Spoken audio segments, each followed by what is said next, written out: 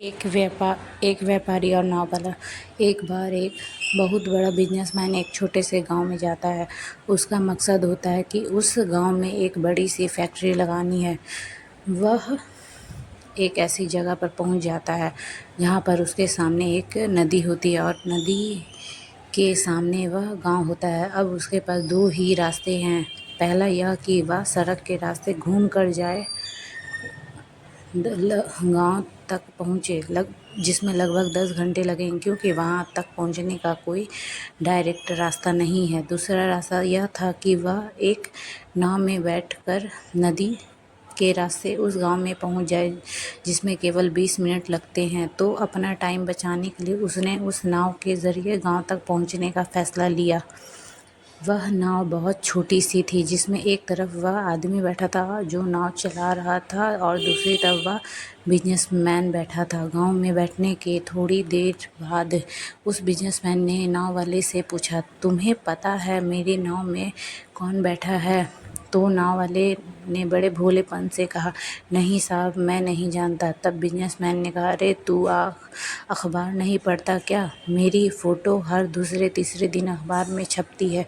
तो नाव वाले ने कहा, अरे साहब, मुझे पढ़ना लिखना नहीं आता है। मैं बहुत छोटा सा था जब मेरे पिताजी गुजर गए थे और अपने परिवार का ध्यान रखने के लिए मैं बचपन से ही काम में लग गया, इसलिए मेरा स्कूल बचपन में ही छूट गया था।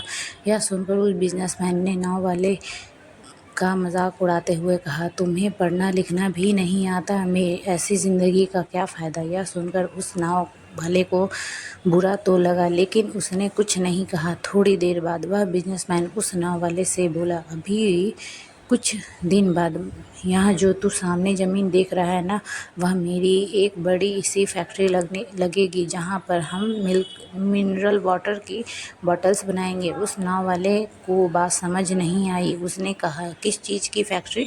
तो बिजनेसमैन ने बड़े इरिटेट होकर उससे कहा कि वहाँ पानी की बोतलें बनेंगी जो तेरे गांव में नहीं बिकती, लेकिन शहरों में बहुत बिकती है।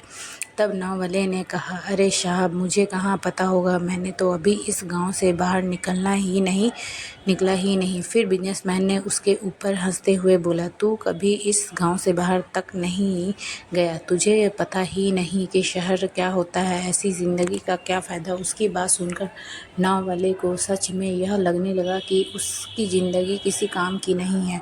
यह सोचते हुए उसकी नाव पर से ध्यान हटी और नाव की एक बड़े से पत्थर से टक्कर हो गई, जिसकी वजह से नाव में पानी भरने लगा और नाव डूबने लगा। उस जगह पर पानी बहुत ही गहरी थी और किनारा बहुत दूर था। नाव वाले को समझ में आ गया कि अब इस नाव को कैसे बचाने का कोई तरीका नहीं। फिर वह अपनी जान बचाने के लिए नदी में छलांग लगाने ही वाला था। तभी उसे बिजनेसमैन ने पूछा, आपको तो तैरना आता है ना? तो बिजनेसमैन ने घबराकर पूछा, ऐसा क्यों पूछ रहे हो? मुझे तैरना नहीं आता है। उसकी यह बात सुनकर नाव वाले को हंसी आ गई और बोले, साहब, आपको तैरना तक नहीं आता? ऐसी ज़िंदगी का क्या फ़ायदा? यह सुनकर उस बिजनेसमैन को अपनी गलती का एहसास हुआ और हाथ जोड़कर उसने नाव वाले से कहा, तुम जो मांगोगे मैं तुम्हें दूंगा, बस मेरी जान बचा लो। तो उस नाव वाले ने कहा, अरे साहब, घबराओ नहीं, मुझे सिर्फ तैरना नहीं आता है, बल्कि डूबते हुए लोगों को बचाना भी आता है। आप मुझे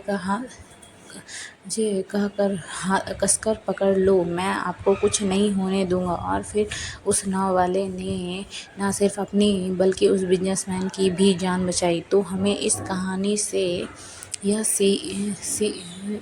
कहानी से एक बहुत बड़ी सीख मिलती है कि ज़िंदगी में कभी किसी की मजाक नहीं उड़ानी चाहिए या अपने से कम नहीं समझना चाहिए, क्योंकि हमें नहीं पता कि कब, कहाँ और कैसे किसकी ज़रूरत पड़ जाए।